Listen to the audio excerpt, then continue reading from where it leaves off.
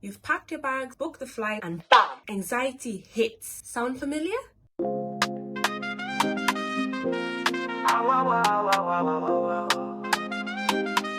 Hey guys, welcome back to the channel. If you're new here, my name is Ibakun and I'm here to inspire and empower women across the globe to build confidence and embrace the freedom that comes with solo travel. Today, we're tackling a big one: solo travel anxiety and how to overcome it. Disclaimer: I am not a medical professional nor a licensed therapist, and I'm just sharing what has worked for me. Please seek professional help if you're struggling with anxiety and need more support. Now back to the video.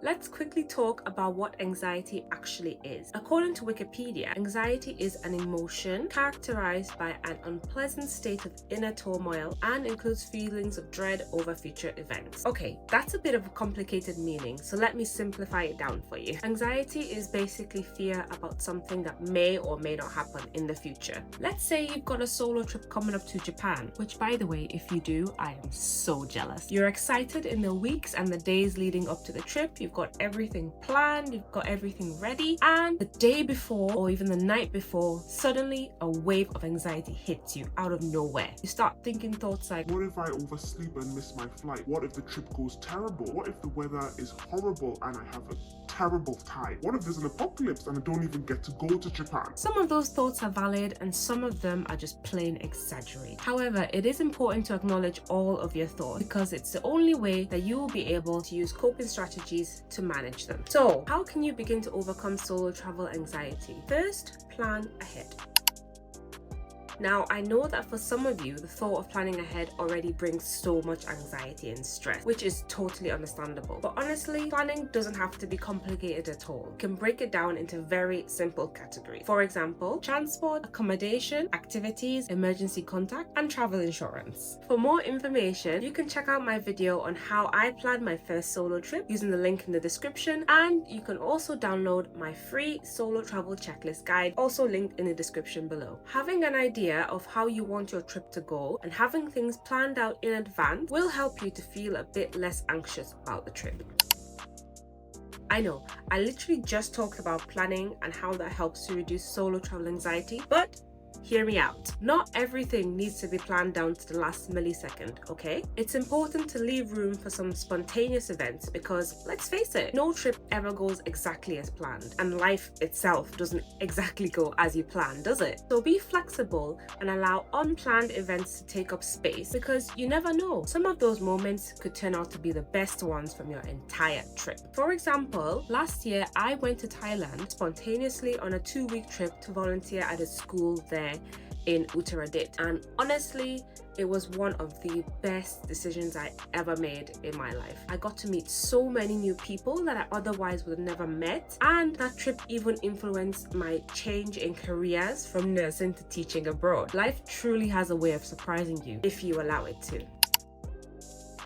But it's called solo travel. Yes, it is solo travel, but it doesn't actually mean that you need to be alone. In fact, you're far more likely to meet new people when you're traveling solo than if you're traveling in a group. Some of the ways that you can meet new people when traveling are by staying in hostels, going on group trips and activities, and volunteering. Nowadays, you can even meet fellow travelers online and join communities on platforms such as Facebook, where you can talk with other travelers and maybe share some concerns or even some recommendations to people as well. For my introvert solo travel girlies like myself, although it is important to have a community when you travel and it is good to get yourself out there and socialize, do remember to take days to recharge as well. Even for extroverts as well, you may need times where you just need to be by yourself and just have time alone to recharge so you can come back out and be ready to socialize again.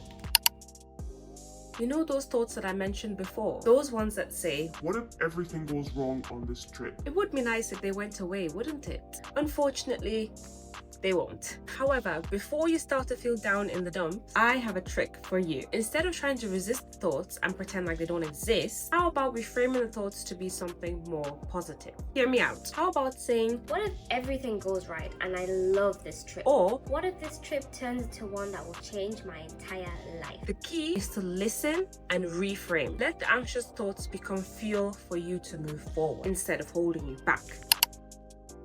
This point speaks for itself. In the words of Shia LaBeouf, Just do it!